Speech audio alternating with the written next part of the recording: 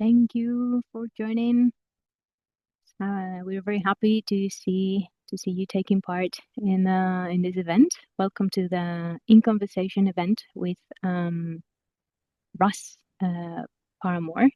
I'm going to give a little bit of time, just 1 minute, for everyone to start joining the webinar. But in the meantime, I'm going to say that I'm really happy that we are here today in this In Conversation with event. This is the third of this kind that we've hosted. We really like this format because it really allows us to go in depth into different topics that are related to business continuity, risk management, and crisis training. So it's a really casual way to engage in a conversation and really get to know our subject matter experts. So today we're lucky to have Russ Parramore. Hello, Russ. How are you?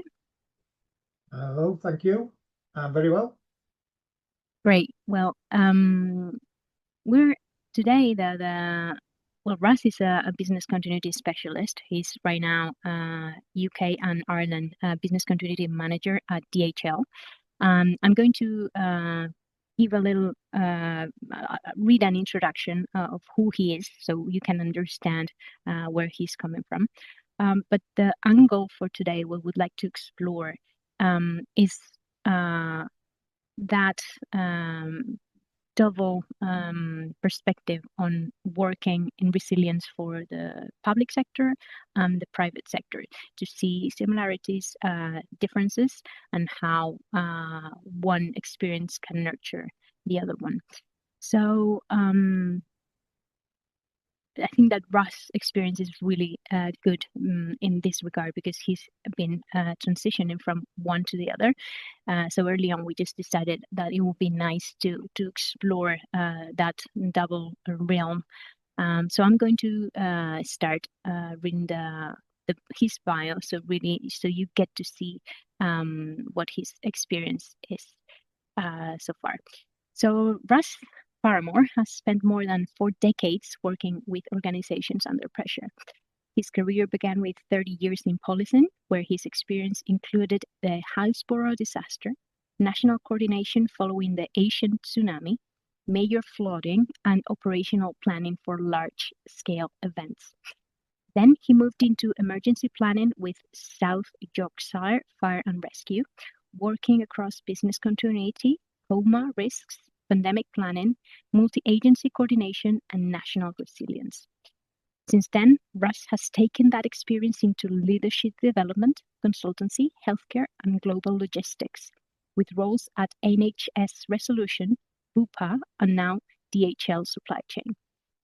That journey gives him a distinctive perspective on resilience. He has worked in both public and private organizations, but also across very different types of disruption, from human tragedy and emergency response to cyber incidents, workforce shortages, and supply chain interruption. So, Russ, we are really, really happy to have you here. We are going to extract all the knowledge from all those 4 decades of practice. But before we start with the questions that we have prepared, so you are all aware, we're going to open a Q&A moment at the end of our questions. So if you, while we're talking, there are some questions that you'd like me to ask him, please type them in the Q&A section here on Zoom, or in the chat directly to the panelists. And at the end, we're going to have 10 minutes to address those questions. And we are going to try to finish sharp at 3. So yeah, let's start. Russ, first, we're going to get into that public and private sector perspective, okay? So across policing, fire and rescue, healthcare and logistics, what has stayed consistent in how organizations respond under pressure? Okay, so I've been fortunate to experience throughout my career a lot of different crisis management and resilience perspectives. I've worked in public service, healthcare, regulated industries and logistics. And whilst all the sectors are different, I've found that the challenges are often quite similar. And ultimately, it's always about people trying to make sense of uncertainty and do the right things. So the biggest constant throughout all of the industries is the people. Technology changes, structure changes, processes evolve, but under pressure, human beings respond remarkably similar. They look for clarity, reassurance, and direction. I've found that no matter what sector you're in, successful organisations tend to do three things really well. They establish priorities quickly, they communicate clearly, and they trust the people to make decisions. So one of the examples that I would give is that following the 7/7 bombings back in 2005, the event was a very, very short timeline. It occurred one morning. It clashed with what we'd got running at the time, which was a G8 conference that was taking place in Scotland. I received a call and can you get some resources down to London as soon as possible?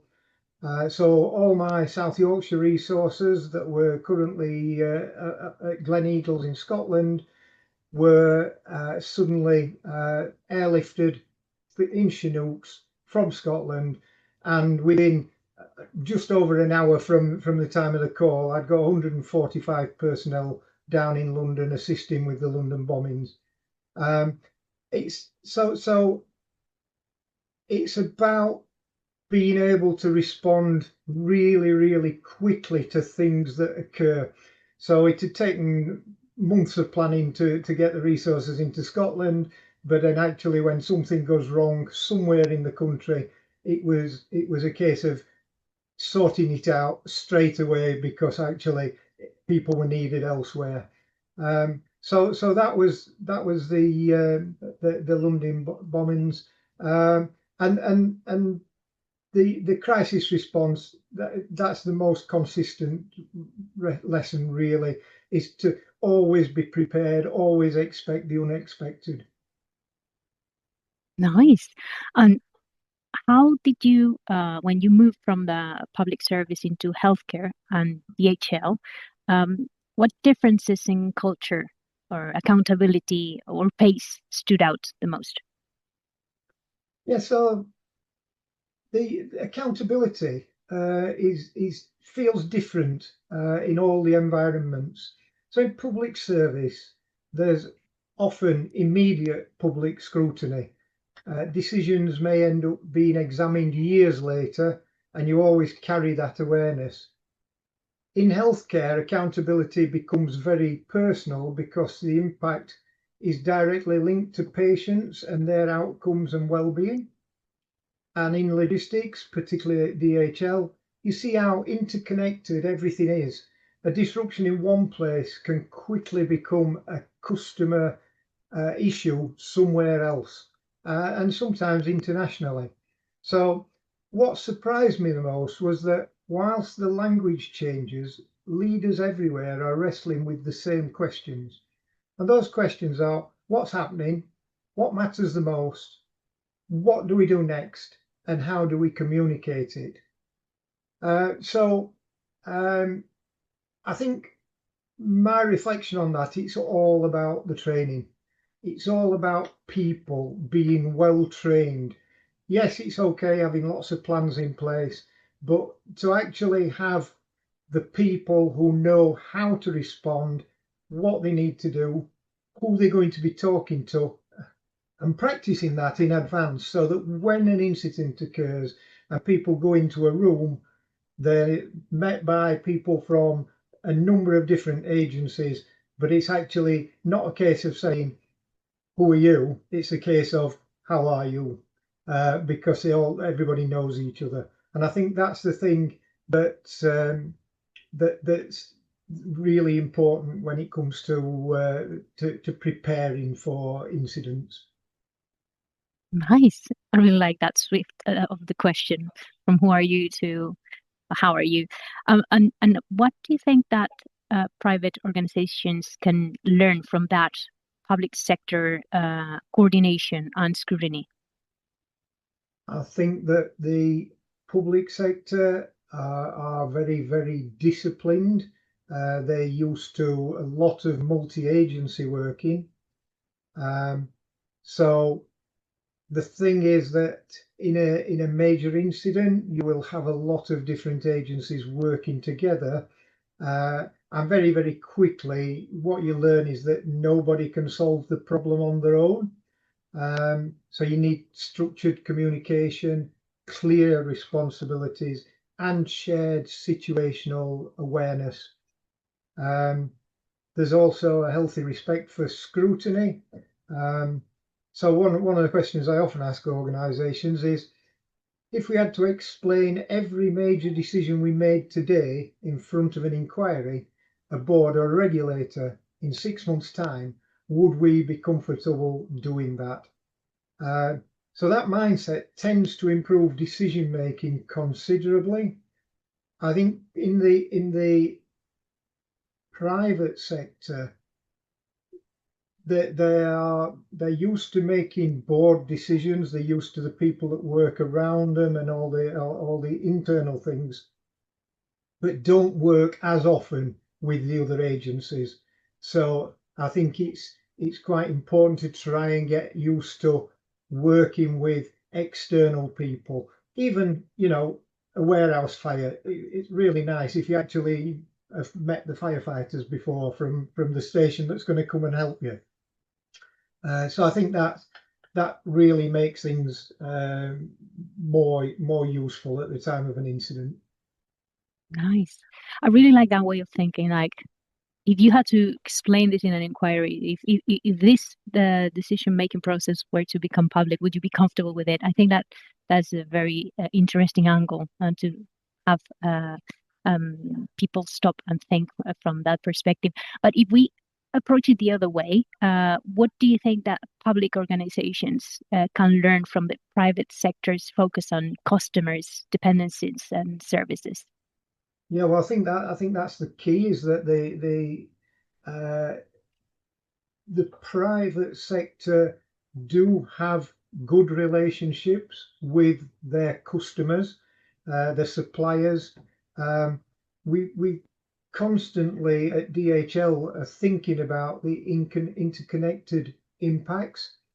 So if one site is affected, we think about which customers are impacted, which suppliers are impacted. What does that mean for downstream operations, and how quickly do we need to restore the service? And that dependency thinking is incredibly powerful.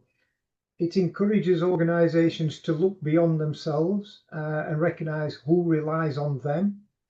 So I've seen site leaders work extremely closely with customers during periods of disruption. What impresses me is their willingness to collaborate openly, discuss priorities, and jointly develop solutions. In logistics, resilience isn't just about protecting our own operation, it's about understanding what matters most to the customers and adapting our response accordingly. And some of the strongest examples I've seen have involved site leadership teams working directly with customers to agree service priorities, alternative arrangements, and recovery plans. So resilience today isn't something organisations can achieve in isolation. We work closely with customers to understand critical services, recovery priorities, and shared risks. And some of the most valuable resilience conversations happen when you sit down with a customer and explore dependencies from both perspectives. And I think that the public sector can learn from that sort of approach. Public sector seems to be a multi-agency approach of we are doing to do this, and perhaps don't always take recognition of what the public out there are wanting and thinking and everything else. There's an awful lot of good work goes off in the public sector, But I think in the private sector, because we've got that particularly good link with customers, I think it's a great opportunity to learn. Nice. Yeah, to leverage that bond and then that closeness to the customer to really understand how to improve the processes. Okay, let's talk a little bit about your defining experiences. Let's start with the Asian tsunami. How what did the Asian tsunami response teach you about leading when the operational task and human impact are inseparable? Right, so the Asian tsunami affected Thailand and Sri Lanka. For those of you that are not aware of it, um, it was literally devastated the whole area. There thousands upon thousands of people missing, and bodies that were found. So that experience to me reinforced something that I've never really forgotten. So during some incidents, you simply cannot separate operational decisions from human consequences. Every decision carries a human dimension. You still have to manage the information, the resources, and the priorities, but behind every task is a person, a family, or a community experience something incredibly difficult. So separating the human considerations from operational decisions at the high level is something that is quite difficult to achieve. So what you have to do is you have to have specific trained people that are dealing with survivors and relatives, and you have to have trained people who are dealing with the recovery of the victims. So what happens is things like where do the relatives stay, where do the police officers stay, where do the responding organisations work from, and to keep as much distance as possible between those. And when you're working in a foreign country, that makes things even more difficult. You're reliant on what the Foreign and Commonwealth Office are doing. You're reliant on local government. Um, you know, we were quite well looked after as such over in Thailand and Sri Lanka. But sometimes, governments don't really want us there. They think they can deal with things on their own. So the main thing from this is there's got to be competence in the way that people deal with things, and there's also got to be compassion from the leaders to make sure that they don't put people into awkward situations and try and keep the separate things apart. You can't do just one of them. You've got to do the whole lot. You've got to be compassionate, and you've got to have the competence to make the decisions in the first place.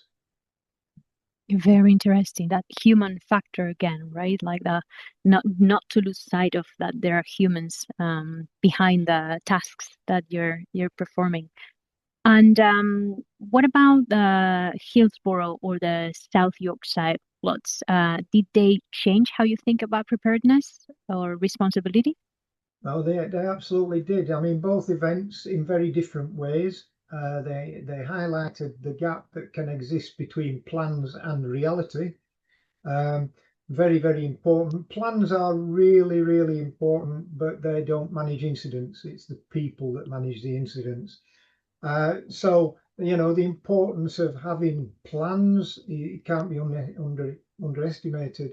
But at the same time, the people that are going to respond, they're the people that need to be properly trained. We need to make sure that the plans are fit for purpose. So have we tested the plans? Are assumptions valid? Do people understand their roles? And have we genuinely prepared for uncertainty? In relation to the floods, I was involved in the 2007 floods in Doncaster, and again in 2017 when there were further floods. So the human factors were the people who'd had their houses and businesses flooded. They couldn't get into their homes. eventually some of the people, they couldn't move back to the homes for over a year. So you've got to take recognition of that and say, why, what are these people going to do? And it's the multi-agency approach where the local authorities are assisting and the accommodation, but also the people themselves are finding their own places to go and they're staying with relatives and everything else. But you've got to keep the coordination between what you're trying to achieve and the people that's affected really, really close so that you know where everybody is. The worst thing is when you come to try and get somebody to move back into the home, for instance, and you can't find them because they've just gone off and gone to stop with relatives and not told anybody where they are and that sort of thing. So I think looking back, I'd say those experiences have shaped my understanding of responsibility as much as they have of preparedness. It's about looking after everything that happens all at once. Of course. Okay, so we've seen like that human factor of these specific events and tragedies. And I really like that thing that you can be heard saying, that is that you can't spreadsheet human behavior. I love that concept. What do organizations miss when they focus too heavily on plans and systems? So what I usually say is because organizations sometimes confuse planning with preparedness. So you can write an excellent plan.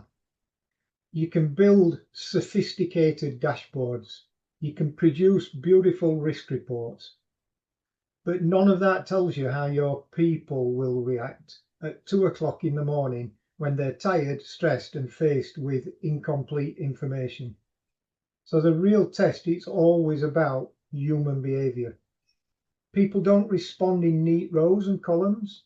They improvise, they worry, they support each other, they make mistakes, they also do extraordinary things. And that's why resilience is really a people capability and not just a process capability. One of the things I've seen at DHL is that some of our strongest resilience outcomes come from proactive site leaders. I've visited many sites across the UK and Ireland over the past 14 months. What stands out is the leaders who don't view business continuity as a compliance exercise and they genuinely own it. For example, I've worked with site leaders who have identified single points of failure within their operations and taken action before it becomes a problem. Others have invested time in ensuring their teams understand recovery priorities, not because of the audit requirement, but because they understand the impact disruption would have on their customers, the colleagues, and service delivery. And those sites are often sites that perform best when faced with an actual incident. And how should organizations then prepare people for the emotional labor of crisis response? I think the first important thing is that they must acknowledge that that exists, that there is emotional labor in any response. So we often train people on processes and procedures, but we spend much less time talking about stress, fatigue, pressure, and emotional impact. Yet those factors influence decision making enormously. So the best organizations prepare people through realistic exercising, mentoring, coaching, welfare support, and open conversations. So when we get an incident occurring, what we don't want is all the people that's responding to that incident to feel even more under pressure because they're not sure what they need to do. So we have lots and lots of regulations. So for instance, if we get an industrial accident or somebody dies as a result of an incident occurring, we not only have to think of how we're going to respond to the incident, but we also have to think about how are we going to treat the family, the relatives, the colleagues. if the person who's died is a member of the staff that we're used to working with every day of the week, and suddenly that person's not there, we have to think of all the internal issues with that. We have to have the right people, the right trained people. We need to look at all the financial aspects that affect the families and the people that's involved in the incidents. So there's literally hundreds of things that could happen, and as a result, we need to be ready for that. So resilience professionals have got that responsibility. It's not just about preparing plans, but it's about preparing the people. Totally. Moving on to that experience at NH Resolution, what did you learn about coordination between strategic and tactical groups? Well, so one of the biggest lessons that I learned was understanding that strategic and tactical teams perform very different functions. And this happens at different levels. So strategic groups should always be thinking about priorities, consequences, reputational impact, stakeholder confidence, and future decisions. Tactical groups should be focused on actions, coordination, resources, and immediate problem solving. So where organisations struggle is where those lines become a blur. And what I've seen in organisations is that if the strategic group have got a plan in their head and they think this is happening, but that's different to what the tactical group are believing, then that really causes significant problems. So one example that I dealt with was where the strategic group did an exercise, and a lot of the answers were, well, the tactical group will be dealing with this, the tactical group will be dealing with that, and we'd expect the tactical group to come to us and update us and tell us this, that, and the other. When I did the same exercise with the tactical group, we then got a position where they said, well, we're not doing anything at the moment because we're waiting for strategic group to tell us what to do. And Classic. digging into that was what was at the bottom of it was that on a daily basis, people at operational, tactical levels, right up to strategic, if they wanted to do something, it was a report or an email or something that went to the next level, and the next level either agreed it or sent it to the level above that. And it could take days for a decision to be made based on what somebody's wanting to do, and they wouldn't do it until they've been told, yes, that's all right, you can do it. When it comes to responding to an incident, people were expected to do things differently to what they did on a daily basis. And what the tactical level didn't understand was that they could make decisions, they could do things, they could get on with it.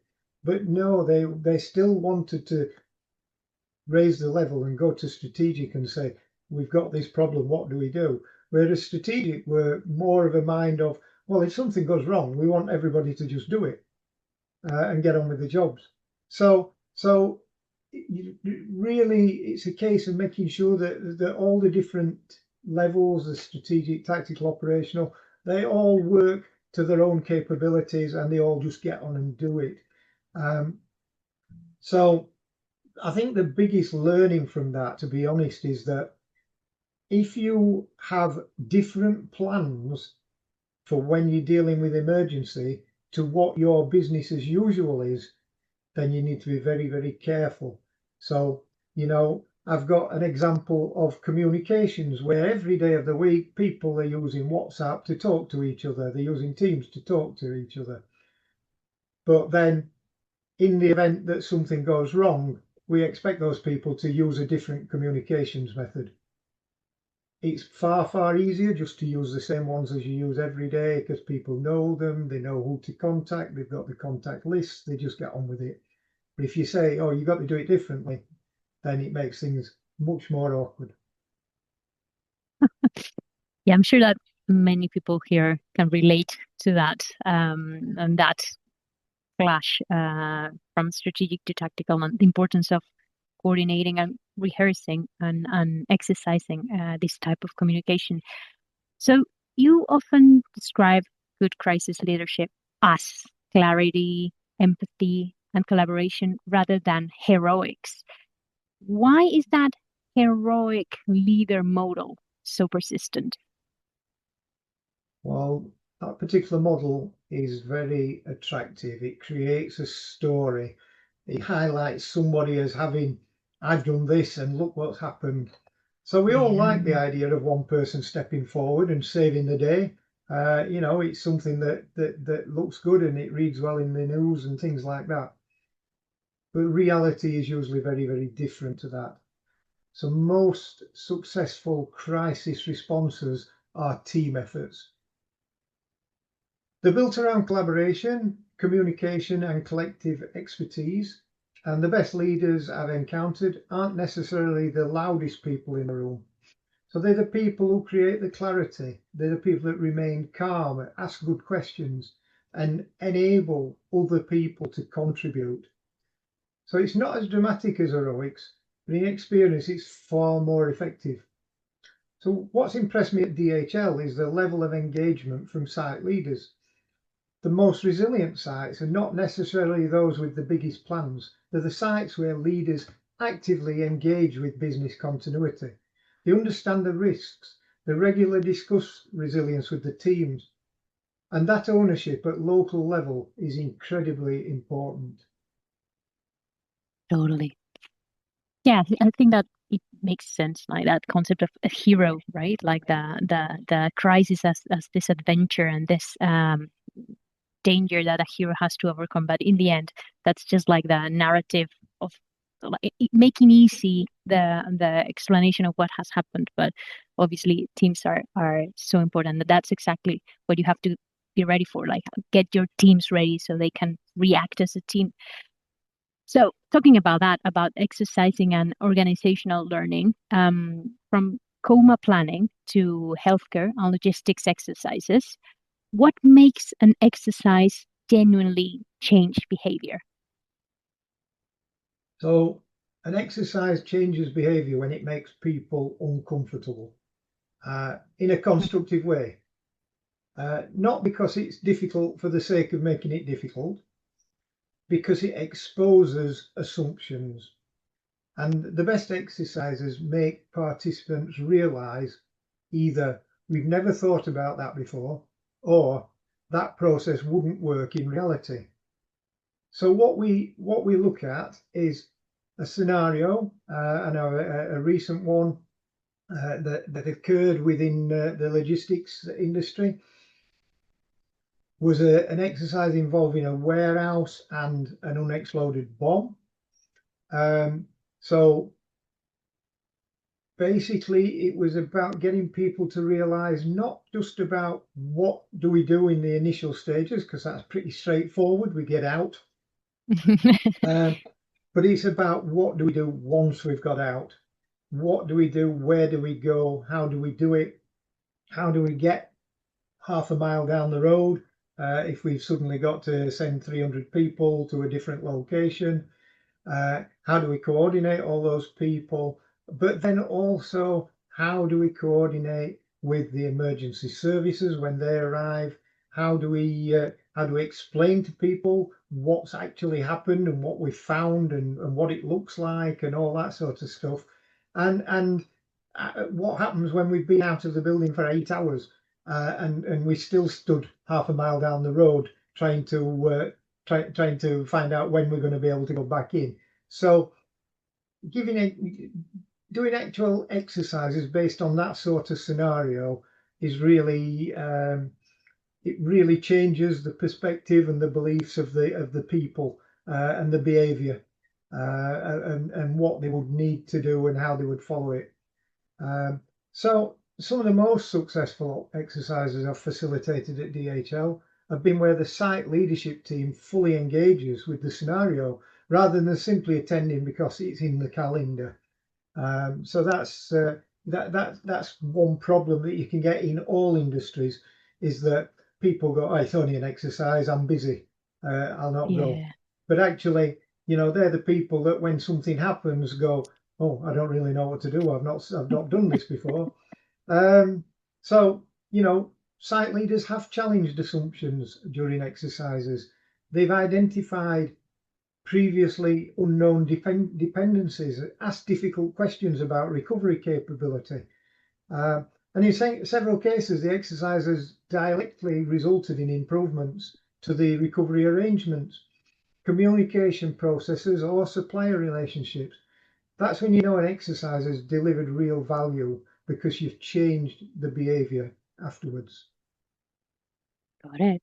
And while we were preparing this interview, you shared some materials with me, and like all of lots of takeaways and knowledge was there. And there was this idea that I could see that was standing out from those materials, is that you say that resilience lives in how teams talk, decide, and learn together. So which habits matter most? So I would say the top three for me would be curiosity, communication, and learning. So curiosity helps teams to challenge assumptions, and it's so easy to make assumptions when we're planning for things, thinking that this is what will happen. So yeah, to challenge that is really good. Communication helps people to build that shared understanding. So if we got 50 people working in one area and we have to evacuate, if only 40 of them know what to do and where to go, that's not very good. But if all of them know what they've got to do, makes things much better. So communication is really important. Learning helps organizations to improve. So every time we learn something, we get a little bit better at what we're doing. And resilience, the important thing here is that resilience isn't built during the incident. It has to be there in advance. It's built every day beforehand. It's through the conversations and relationships, and it's through the trust.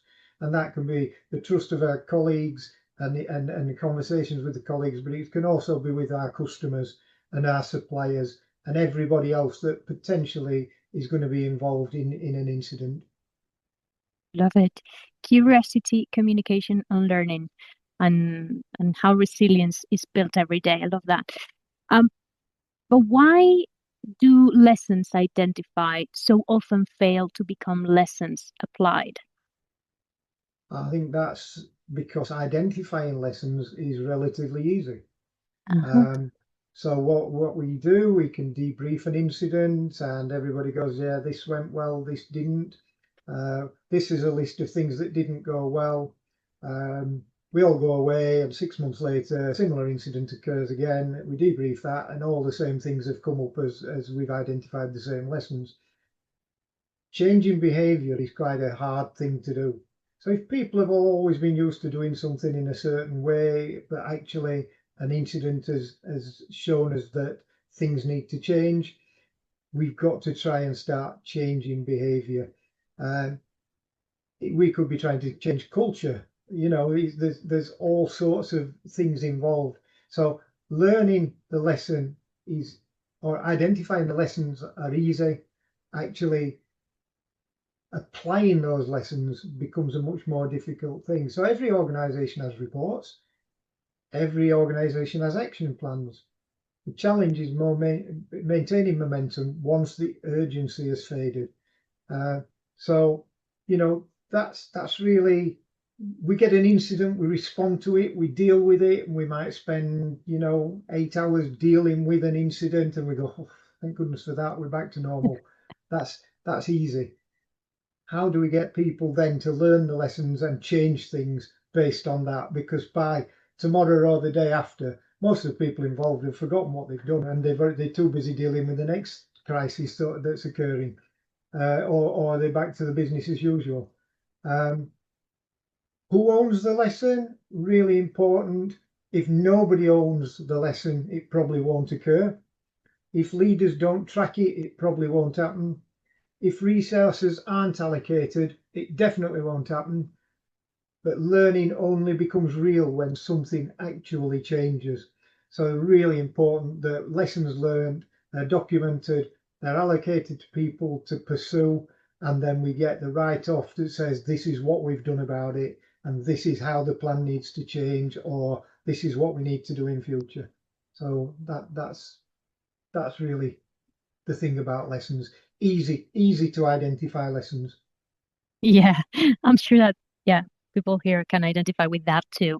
How easy it is to identify the lesson and how difficult it is to have someone own and track and actually make a change in the processes.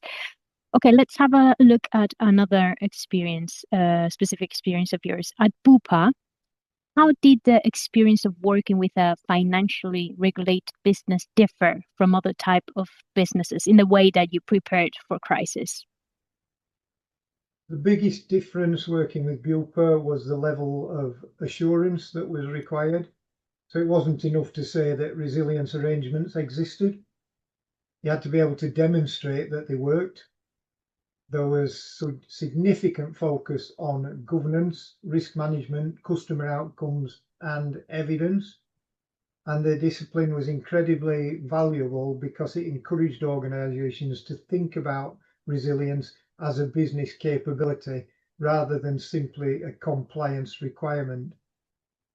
So Bupa was regulated by the Financial Conduct Authority and the PRA, and were mandated to do certain things. One of those things was working with suppliers. It was working with suppliers to identify gaps in preparedness. So, for instance, I had to work with Microsoft at one stage, who supply to our business as they do to many businesses across the globe. And I wanted to know from Microsoft what their business continuity plan was if they couldn't deliver their service to us. So that was a significant conversation, and that resulted in Microsoft actually starting to create a plan of how they would react to a BC event involving their customers. And they started looking at that differently. So the regulation of working for Bupa actually made us do something that perhaps in other lines of work we probably don't always worry too much about our suppliers, for instance. So we have suppliers, and what do we say to them when we first engage them? Have you got a business continuity plan? And they say, oh yeah, we've got one of them. But unless you actually delve into it and find out what they've got and how they're going to continue to supply to our business, then we can't say as a business that we are fully prepared. It's important that we know that our suppliers are going to continue to supply. And if we've any doubts in that, then when we engage a supplier, we also engage an alternative one in case one fails. Yeah, resilience is not just operational, it's in regulated environments, it's all about confidence and trust and accountability. And that rolls on into other industries as well. Got it. Very interesting. Okay, I'm gonna shoot the last question I've got for you, but in the meantime, I'm gonna ask everyone if they have some questions for Russ. This is the moment to type them, to write them down in the chat or in the Q&A section. Okay, so get your questions ready while we talk about this last question I'm going to ask, because I'm keen to have a little bit of time to discuss whatever you want to discuss. I'm opening the floor for you guys to share your questions. Right. So Russ, at DHL, let's talk a little bit about your experience now. What does it mean for an organization to learn faster than it breaks? Okay, so when I talk about learning faster than we break, what I really mean is creating an organization where continuous improvement becomes part of the culture. So what encourages me at DHL is that resilience is no longer just owned by the business continuity team. it's increasingly owned by the business itself. So we have a fantastic network of business continuity champions across the UK and Ireland, helping to embed resilience locally. We have site leaders who are actively engaging with exercises, reviewing recovery capabilities, challenging their own assumptions. We have senior leaders who understand the value of resilience and support investment in preparedness. And we have customers who are willing to work collaboratively to understand shared risks and dependency. I've personally visited dozens of operational sites. One of the most positive things I've observed is the growing maturity of resilience conversations. Site leaders are increasingly asking proactive questions. What are our critical activities? Where are our vulnerabilities? What would happen if the resource wasn't available?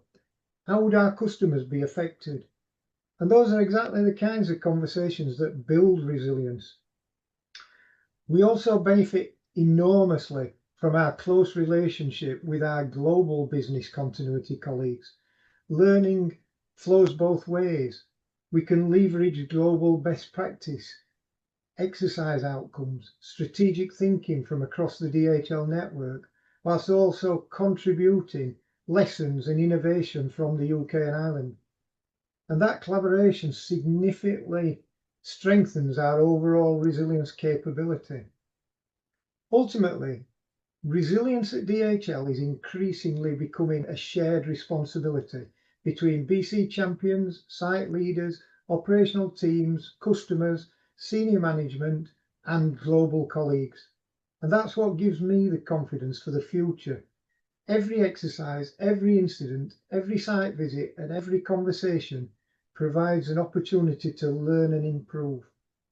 If we maintain that mindset, we become stronger with every challenge we faced.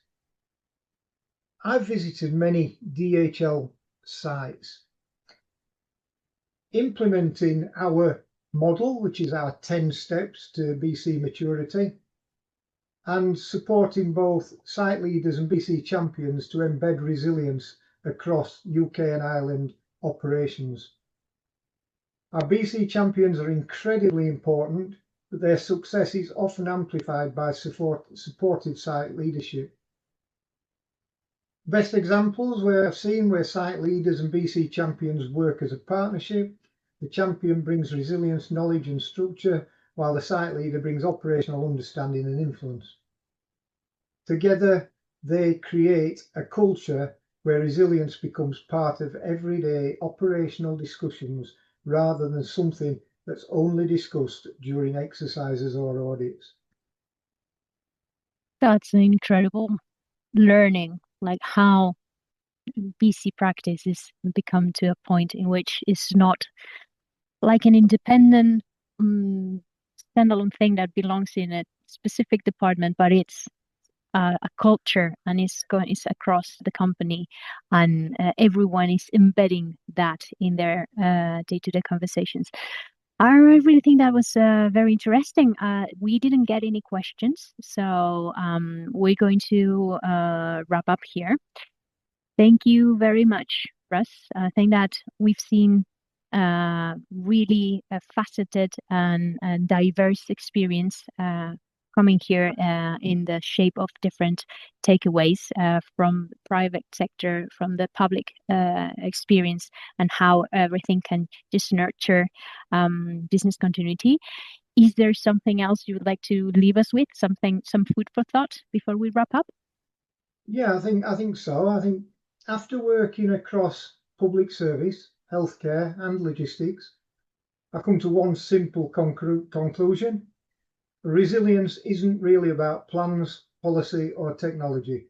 Those things matter, but resilience ultimately lives in people, their relationships, their training, their ability to adapt and their willingness to learn. The organisations that thrive in the future won't be the ones that avoid disruption altogether. They'll be ones that learn faster, collaborate better, and emerge stronger because of it.